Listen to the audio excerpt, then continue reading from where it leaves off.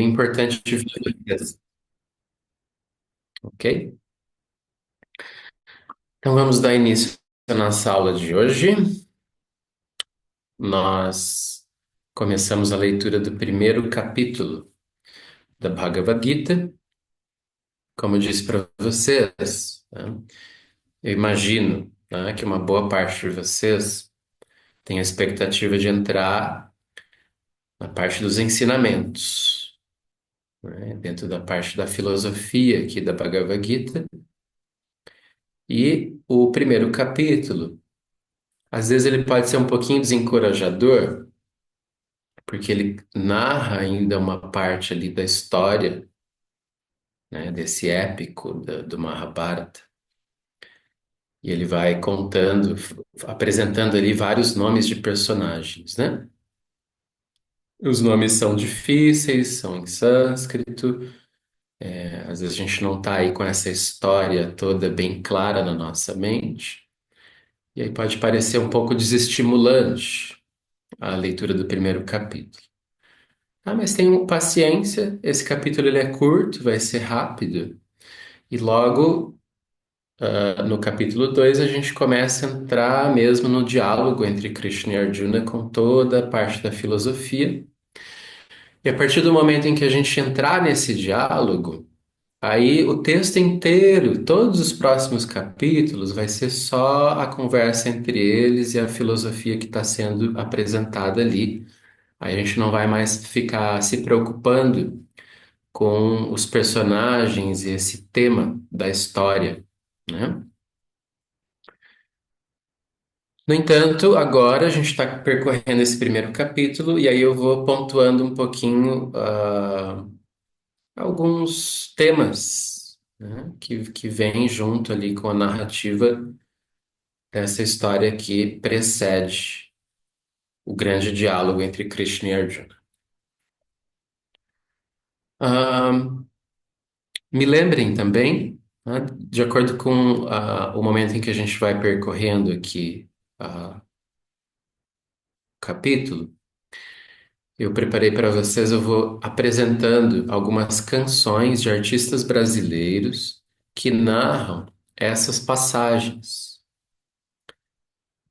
Talvez vocês se lembrem que, acho que no primeiro ou no segundo encontro, eu mencionei para vocês que teve um grande artista brasileiro chamado Rogério Duarte. Ele estava bem infiltrado ali na nata dos músicos, né, dos bons e grandes músicos brasileiros. Ele conseguiu juntar uma turma boa para gravar um disco chamado Canções do Divino Mestre. Alguém já ouviu esse disco? Canções do Divino Mestre.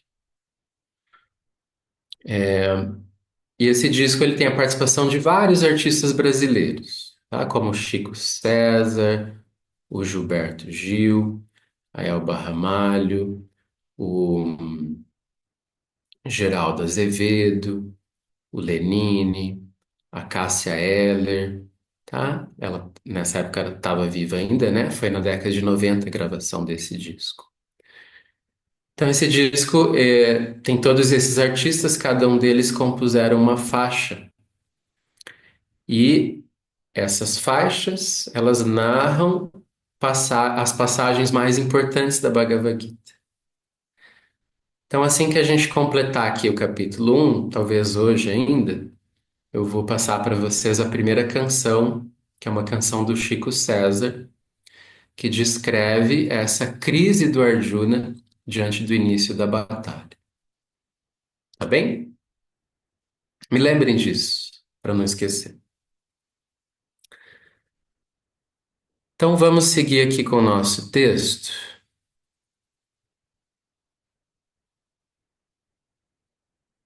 Deixa eu compartilhar aqui na tela.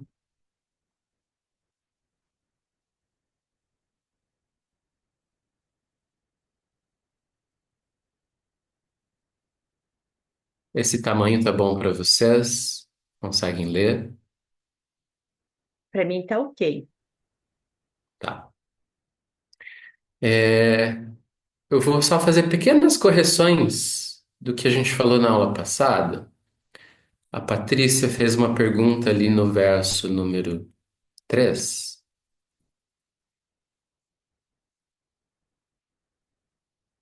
sobre o filho de Drupada, né? Quem é o filho de Drupada? E aí eu expliquei ali rapidamente. No momento eu usei o nome Drupada como se fosse o próprio nome do filho do Drupada, tá? Só uma correção. Esse filho do Drupada é chamado de Drishtadyumna. Drupada foi um grande rei. Ele era o sogro do Arjuna, tá? Ele é o pai da Draupadi, a esposa do Arjuna. E, portanto, esse filho de Drupada, chamado Drishtadyumna, é o cunhado do Arjuna, ok? E ele é quem está sendo o general que organiza a falange militar do exército dos Pandavas. Depois, no verso número 8, eu expliquei para vocês sobre esse grande personagem Bhishma. Vejam a palavra aqui, a Bhishma. Eu disse para vocês que ele é o mais velho de todos que está aqui nessa guerra. Ele é o grande patriarca aí do clã, né? Tanto dos Kurus quanto dos Pandavas. Aí eu mencionei para vocês ele como um avô, tá? O termo mais correto aqui é tio-avô, ok? Porque ele era um irmão do avô direto, né? Ele era um irmão de Vyasa, tá? Que é o avô realmente, né, dos Kurus e dos Pandavas. Ok? Então, essas são pequenas correções sobre a aula passada. A gente parou então no verso número 10. Lembrem o seguinte, tá? Vamos só recapitular. A narrativa aqui começa com o rei cego Dhritarashtra dentro do seu palácio perguntando para o Sanjaya, o seu primeiro-ministro, e esse Sanjaya, ele tinha o poder de enxergar a distância, tá? Vejam essa dupla, né? Um rei cego, mas um primeiro-ministro que tem esse poder de enxergar a distância. Então, o rei cego pergunta para ele o que está acontecendo lá no campo de batalhas. Portanto, o Sanjaya, ele é a pessoa que está narrando essa história aqui para gente, ok? E aí, então, o Sanjaya, ele começa a descrever o que está acontecendo ali naquele início, né? Antes de começar a guerra. E ele diz, então, como o Duryodhana, né, que é o filho do rei cego, filho de Dhritarashtra. Ele está narrando ali a percepção que ele está tendo dos exércitos, ok? E ele chega a dizer assim, né? Olha só como todos esses guerreiros que estão aqui do meu lado, do meu exército, estão dispostos a morrer pela minha causa. E aí eu destaquei para vocês essa perspectiva egoísta do Duryodhana, porque vejam que ele não tem uma causa além de si mesmo, né? Ele não está ali em nome de justiça, ele não está ali em nome da espiritualidade, ele está ali em nome da sua própria ganância. E tendo aí essa arrogância de dizer que todos esses guerreiros do seu exército estão dispostos a abandonar suas vidas, né, pela minha causa, né, para que eu assuma o reino só para mim, né, destituindo todos os meus primos do seu direito legítimo, né? Então, o Duryodhana era claramente um usurpador. E então no verso 10, como eu apontei aqui para vocês, tá? Esse verso ele diz assim, que o Duryodhana observando o seu exército, e observando o exército do Arjuna, ele afirma: Inadequada é a força do nosso exército, a qual é guarnecida por Bhishma. Bhishma é esse grande tio-avô, né? Lembre que eu expliquei que ele está do lado dos Kurus, por, digamos assim, deveres políticos que ele tinha para com os Kurus. Ele precisou ficar do lado dos Kurus. E aí ele diz, enquanto adequada é esta força deles, né, dos Pandavas, que é guarnecida, tá? O grande guerreiro ali é o Bhima, o irmão do Arjuna, né? Ele destaca o Bhima, irmão de Arjuna. Em uma outra tradução, essa palavra inadequada e adequada, né, ela aparece, na verdade, como incomensurável e limitada, tá? Porque o termo aqui em sânscrito é aparyaptam e paryaptam, mesma palavrinha, né? Então aqui foi traduzido como inadequado. Nesse sentido, então, o Duryodhana ele estava assim percebendo que talvez o seu exército não fosse tão forte assim como ele imaginava, né? E ele começa a temer o exército dos Pandavas. Na perspectiva da outra tradução, tá? Se esse aparyaptam a gente colocar como incomensurável e paryaptam como limitado, aí a gente interpreta esse verso como ele ainda estando, sim, totalmente tomado pela sua arrogância, né? Dizendo assim que incomensurável é o nosso exército. Porque de fato o exército dele era maior, né? Em termos de quantidade de guerreiros, enquanto poder bélico. E aí ele diz limitado é o exército dos Pandavas. Então fica em aberto aqui essas duas traduções, tá? E aí, então, no verso 11, vamos seguir agora com a leitura do texto.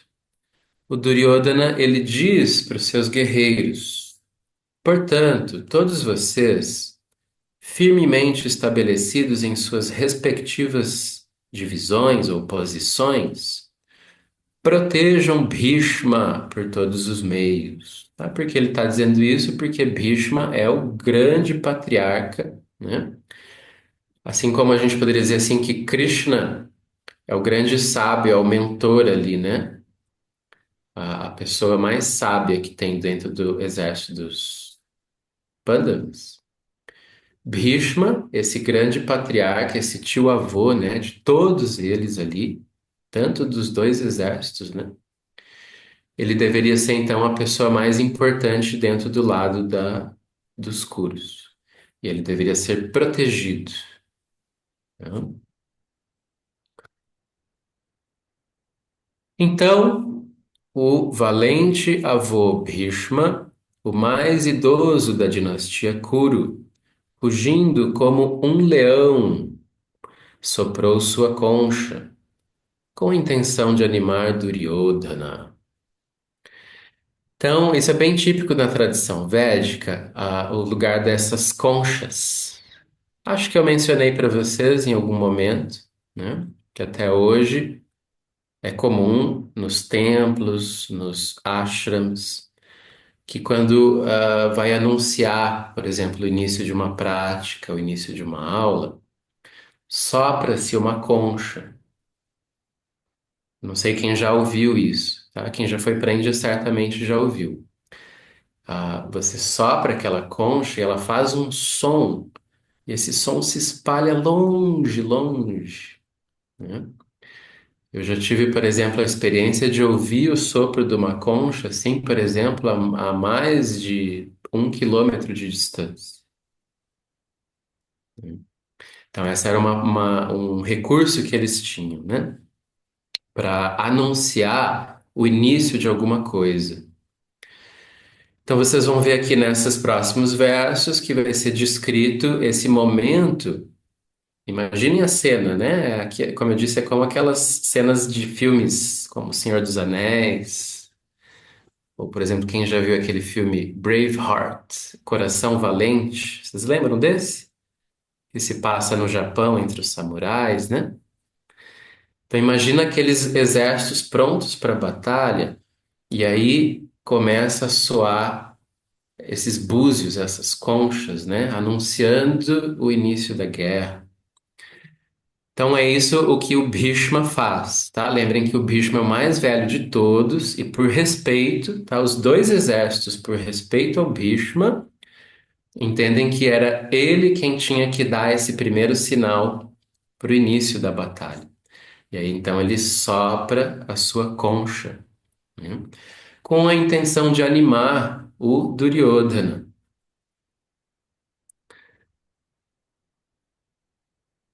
E aí então, repentinamente, conchas e tambores, tá? Essa é uma outra coisa que até hoje existe, né, nessa cultura militar. Geralmente os exércitos eles são acompanhados de uma banda militar, né? Inclusive muitos bons músicos saem dessas bandas militares às vezes, né? Então geralmente são bandas que têm esses instrumentos de sopros e tambores. Aqui não era diferente, né? Então, repentinamente, conchas e tambores, trombetas, clarins e cornetas soaram, e o som foi tumultuoso, tá? A palavra em sânscrito, veja até a semelhança da palavra, é tumulô, tá? Tumulo. Isso indica que esse exército dos Kuros, né, como eles estavam ali pleiteando, né, uma causa maligna, vamos dizer assim, né, porque eles estavam tentando roubar ali todo o reino para si, para administrar aquilo da forma mais perversa possível. Essa energia maligna, né, ela aparece ali no som dos instrumentos quando eles tocam, né? Então isso gera um efeito tumultuoso, né, um efeito perturbador. Na cultura védica existe essa preocupação, vamos dizer assim, né, com o efeito das nossas ações sobre o mundo, né? Os Vedas eles destacam muito a importância de que nós sejamos conscientes e responsáveis para que as nossas ações, ao invés de gerar perturbação para o mundo, possam gerar harmonia para o mundo, né? Isso é uma grande preocupação ambiental que sempre existiu na cultura védica. E o primeiro nível de preocupação ambiental é com o elemento mais sutil de todos, que é o éter ou o espaço. Vocês lembram que na visão védica o mundo físico, o mundo material, é composto por cinco elementos, né? O espaço, o ar, o fogo, a água e a terra, ok? Então, o primeiro elemento, tá, que é o que permeia tudo, é o espaço. Espaço às vezes é traduzido também como éter. E ele foi chamado também pelos filósofos gregos de a quintessência, tá? Porque ele é o quinto elemento. Os gregos também falavam, né, de terra, água, fogo, ar, e eles diziam que esse espaço, esse éter, seria então o quinto elemento. Pois bem, o primeiro nível de ação é o som, tá? É a vibração. E a vibração ou som se propaga no éter, no espaço. Então, o nosso primeiro impacto no mundo, tá? O nosso impacto na natureza começa pelos nossos sons, pelas nossas vibrações. De modo que o ruído, o som desarmonioso, é uma primeira forma de poluição da atmosfera, né? Vocês vejam como a nossa cultura, porque a gente é mais um pouco mais grosseiro, mais materialista, a gente pensa que poluição é só esse lixo físico, né? Esses resíduos químicos que a gente joga aí na natureza, né? Às vezes sem nenhum cuidado. Mas o primeiro nível de poluição é a vibração perturbada, né? A vibração desarmoniosa. Talvez alguns de vocês percebam, né? Como, por exemplo, as nossas cidades, elas são extremamente poluídas vibracionalmente falando, né? Tem muito barulho, muito ruído. Isso por si só já cria um desequilíbrio, né? Quando a gente vai para o campo, quando a gente vai para um lugar assim onde não tem tanto, né? Essa poluição sonora, essas vibrações, a gente às vezes começa a sentir naturalmente uma harmonia perdida, né? A gente resgata um tipo de harmonia perdida.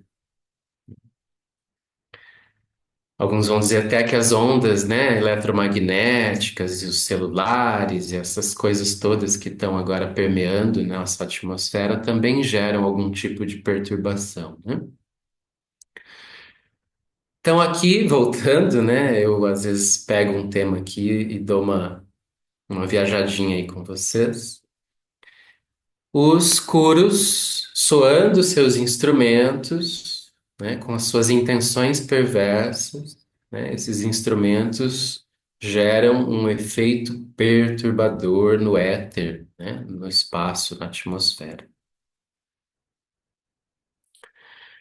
Em resposta a isso, então, vamos ao verso 14, né? Depois disso, Madhava.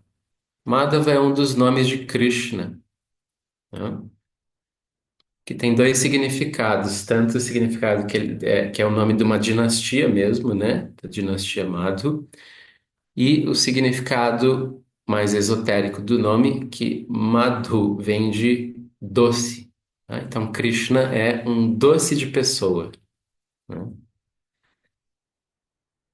Em oposição ao que acabou de acontecer ali, né?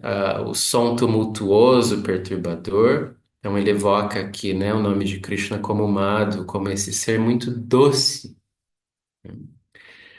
Então, depois disso, Madhava, que é Krishna, e Pandava, se referindo aqui especificamente ao Arjuna, posicionados em seu grande veículo de combate, atrelado a cavalos brancos, tá? É uma carruagem que eles têm, né? Naquela época não tinha tanque de guerra, helicóptero, avião, eles estavam em quadrigas.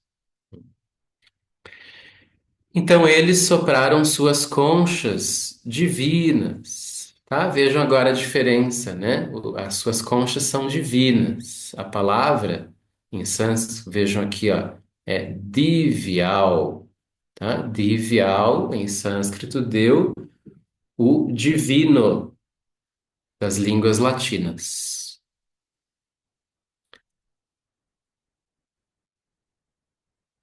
E aí então essas conchas elas têm nomes, tá? Vejam as riquezas de detalhe aqui da história. Agora, Krishna é chamado de Hrishikesha. Ele soprou sua concha chamada Panchajanya. Em seguida, o Arjuna, que também é chamado de Dhananjaya, ele soprou sua concha chamada Devadatta. E Vrikodara, que é o Bhima, cujas ações são estupendas, soprou sua grande concha Paundra. Esses são os nomes das conchas. O rei Yudhishthira, lembra que o Yudhishthira é o principal herdeiro aqui dos Pandavas, tá? Embora o Arjuna seja o personagem que vai conversar com Krishna, né? Que tem toda essa relação próxima com Krishna. O reino, na verdade, o rei legítimo é esse Yudhishthira, tá? Ele é quem está aqui sendo entre os Pandavas, né, que vai, se essa guerra, né, for vencida por eles, ele é quem vai assumir o reino. Então o rei Yudhishthira, o filho de Kunti, soprou sua concha Ananta Vijaya. Nakula e Sahadeva sopraram suas conchas Sughosha e Manipushpaka. E o supremo arqueiro rei de Kasha, o poderoso guerreiro Shikandi, Drishtadyumna e Virata, e o invencível Satyak, Drupada e os filhos de Draupadi, e o filho de Subhadra de braços poderosos, todos, ó Senhor da Terra, sopraram suas respectivas conchas incessantemente. Então, aquele momento ali, né, solene, né, de todo mundo soprando as conchas para iniciar a guerra. E é essa vibração tumultuosa ressoando através do céu e da terra despedaçou os corações dos filhos de Dhritarashtra. Então, esses Kurus, né, os filhos do rei cego, que estão ali lutando, né, pela sua ganância, eles se sentem perturbados pelo som, pelo poder do som das conchas divinas dos Pandavas. Então, o Pandava Arjuna, que tinha um macaco, Hanuman, como emblema de sua bandeira. Gente, não sei se todo mundo sabe aqui que o Hanuman é aquele conhecido deus macaco, né, da cultura védica. Ele é aqui o grande emblema da bandeira dos Pandavas. Hanuman, tá? Ele é um dos grandes personagens de um outro épico muito importante da história da Índia, chamado Ramayana, que conta uma história mais antiga do que essa que está acontecendo aqui.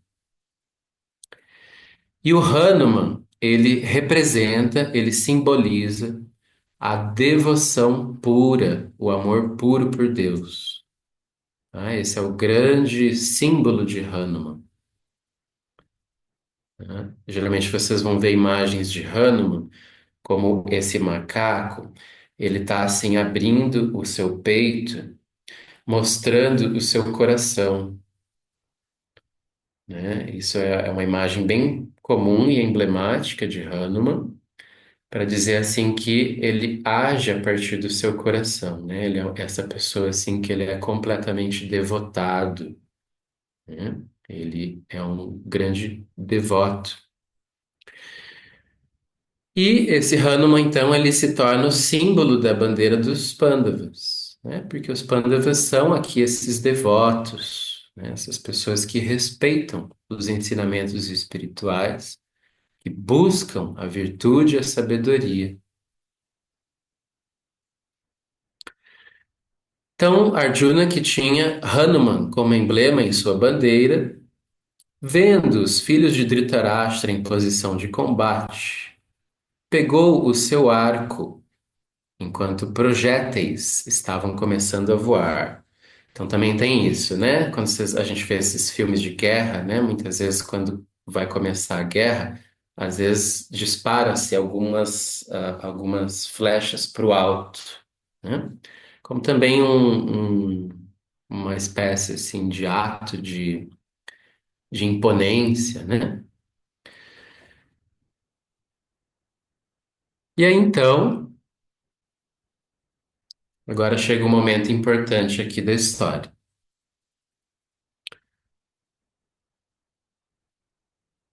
Ó Senhor da Terra, né? Então o Sanjaya está lá falando para o rei cego lá dentro do palácio. O que que aconteceu lá então nesse momento? Arjuna falou estas palavras para Krishna.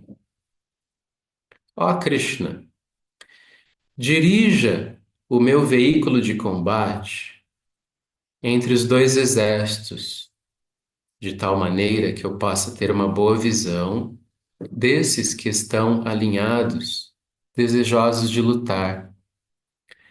E para que eu possa saber com quem terei que lutar nesta campanha de guerra. Desejo ver esses que se reuniram aqui, prontos para lutar nesta batalha, a fim de satisfazer o malévolo filho de Dhritarashtra. Então, o Arjuna ele tem essa iniciativa. tá? Tá tudo prestes a começar ali na guerra. Ele pede para Krishna. Vocês lembram que Krishna ele está aqui, né, como sendo o condutor da quadriga, tá? Ele é aqui quem, ele é o cocheiro, esse é o termo, tá, técnico. Krishna ele se coloca nessa posição de humilde, de ser só o cocheiro, né, aquele que conduz a carruagem de Arjuna. E Arjuna então pede para Krishna, diz, olha, vamos um pouquinho para frente aqui, para a gente ficar mais no meio entre os dois exércitos. Eu quero dar uma olhadinha, né? Eu quero dar uma espiada e ter aqui, assim, essa perspectiva, né, de poder olhar olho no olho para todas essas pessoas que estão envolvidas aqui nessa batalha. Lembrem que dos dois lados do exército eram todos parentes, né? Existiam muitas relações, assim, com históricos afetivos importantes entre eles, né?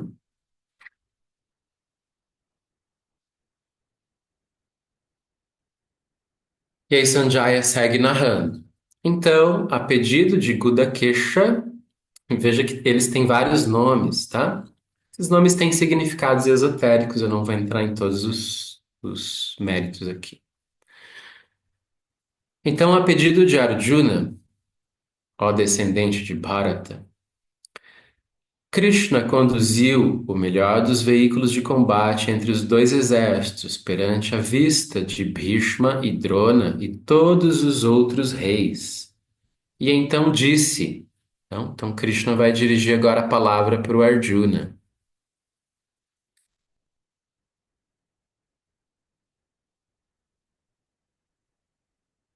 Só um pouquinho.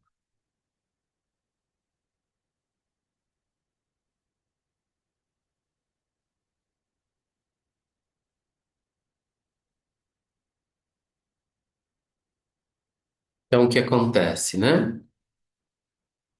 Teve uma, acho que pulou alguma coisa aqui. Porque o Krishna, nesse momento, ele diz, ele mostra para o Arjuna, né? Ele vai dizer alguma coisa assim como: Veja então, né? Todos os que estão aqui.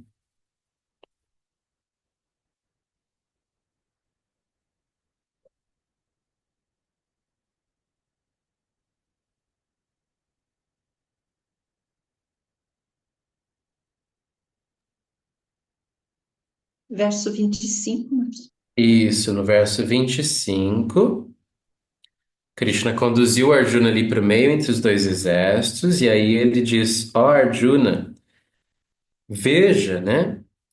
Este exército dos Kurus. Ah, ele só diz isso. Esse momento parece que faltou aqui na tradução, né? Faltou, parece que quando foi É, retirado o baixa, foi retirada essa última linha, talvez. pois é. Mas eu acho que no material que tu mandou, eu acho que tá, ou não. Eu não vi. Ah, no inglês, sim, naquele do inglês que é o que aquele lá tá bem completinho, né? Mas foi só isso. Krishna só disse para o Arjuna olhar.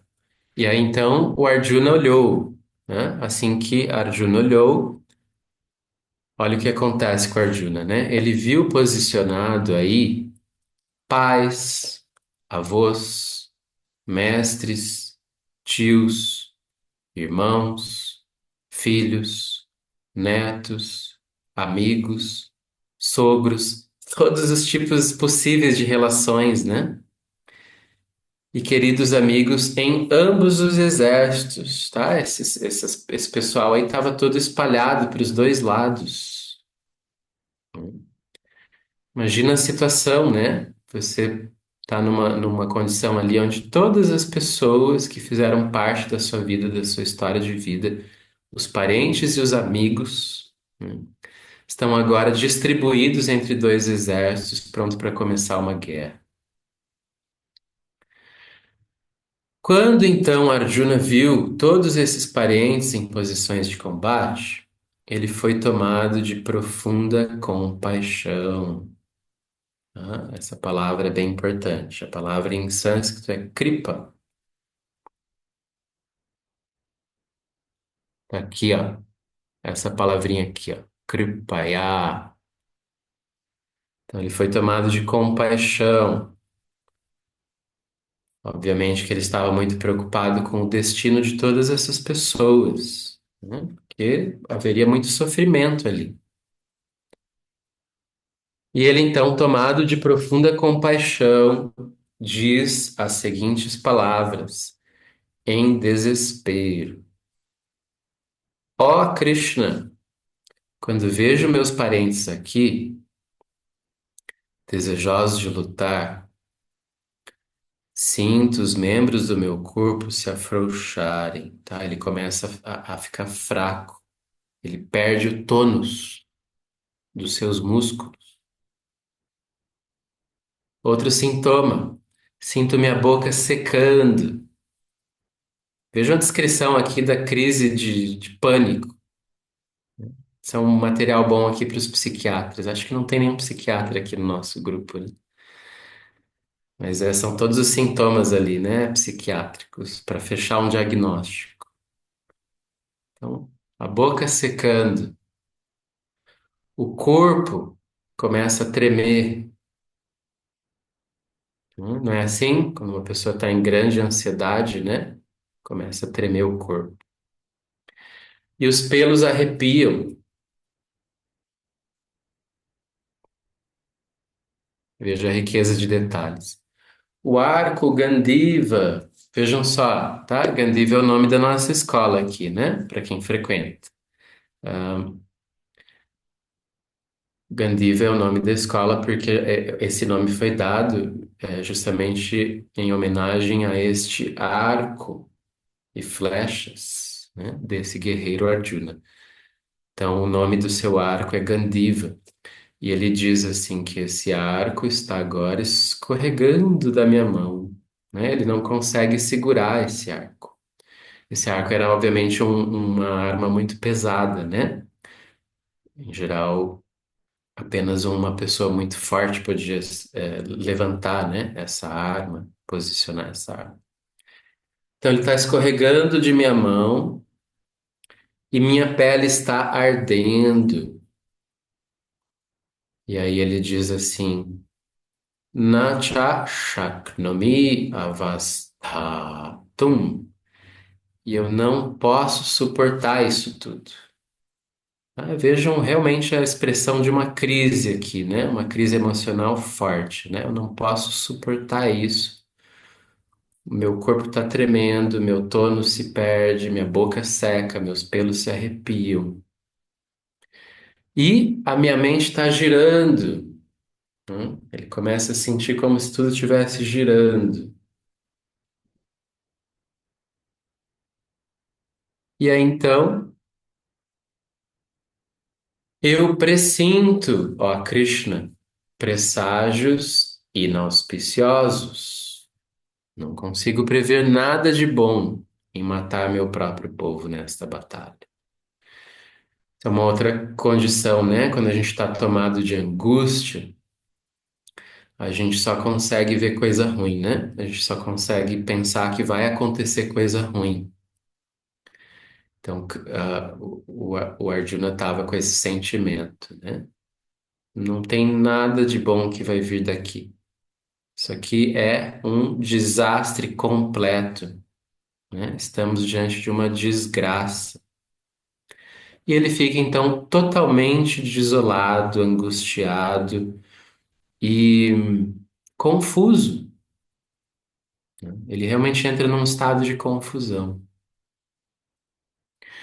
A partir desse estado de confusão, ele começa então a trazer argumentos, né? Ele vai questionar isso tudo que está acontecendo. Ele vai questionar o que que eles estão prestes a fazer. Será que a gente deveria mesmo fazer isso aqui que a gente está fazendo? Né? Então ele entra nesse questionamento existencial, tá? A partir do qual então começa agora a se construir, né, essas questões que vão culminar aí no diálogo filosófico entre Krishna e Arjuna. A gente vai então finalizar a aula de hoje aqui. neste verso número 31, ok? E eu vou, deixa eu sair aqui da compartilha. Eu vou tentar fazer uma experiência aqui com vocês. Eu vou colocar aqui no meu celular a canção do Chico César que narra esse momento. Pode ser? O áudio tá indo bem? Aí tá chegando bem para vocês? Vamos ver se pelo som aqui. Eu vou só mudar aqui, eu vou colocar som para musicians, para os músicos. Vamos ouvir aqui o Chico César narrando esse momento.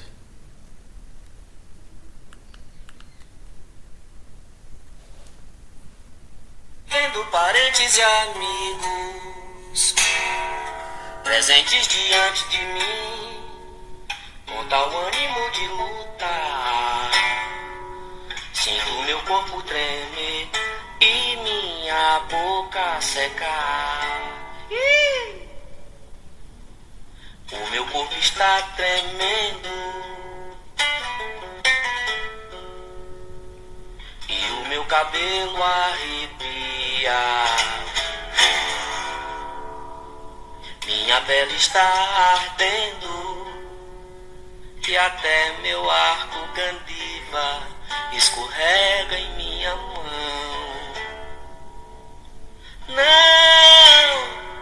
Não posso permanecer nesse campo de batalha, de batalha. Minha mente está girando, já nem me lembro de mim e só prevejo infortúnios, ó matador de demônios. Não posso permanecer nesse campo de batalha, de batalha. Minha mente está girando, já nem me lembro de mim e só prevejo infortúnios, ó matador de demônios.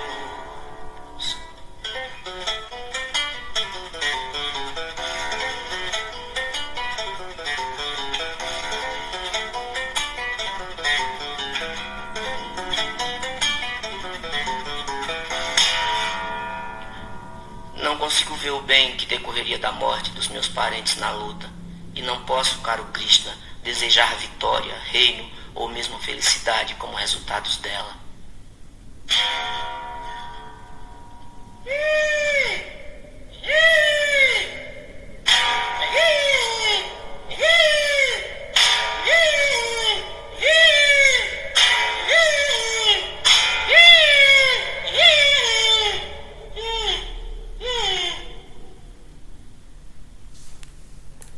Gostaram?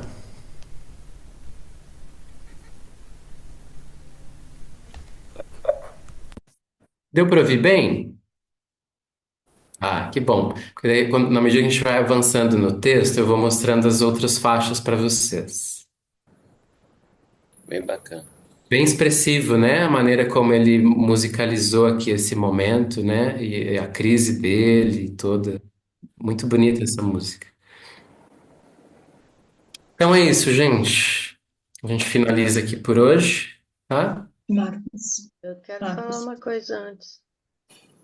Tá, só uma, deixa eu só ver. Maria Tereza e Dionísio, é isso? Acho que é Ah, isso. então tá. O Pode meu falar. é rapidinho.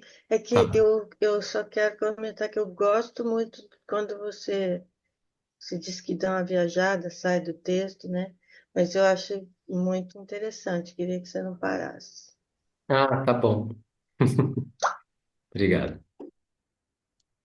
Marcos, no verso 13, quando fala do som que foi tumultuoso, por inglês foi colocado como eu não sei se a pronúncia seria isso, terrific, mas terrific não é a tradução correta também, né?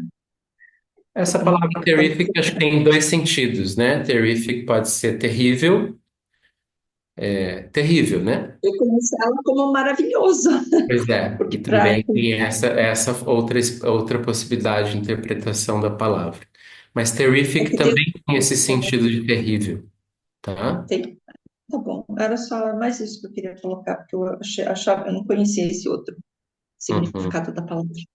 Tá joia, uhum. obrigada, Marcos. Tá bom. Então é isso, gente. A batalha segue aí na quarta-feira que vem, tá? Estejam a postos. Nos vemos lá. Um abraço, boa semana. Ah, bom dia, boa Boa semana. Obrigada. Tchau, semana. bom dia. Tchau. Tchau. Tchau.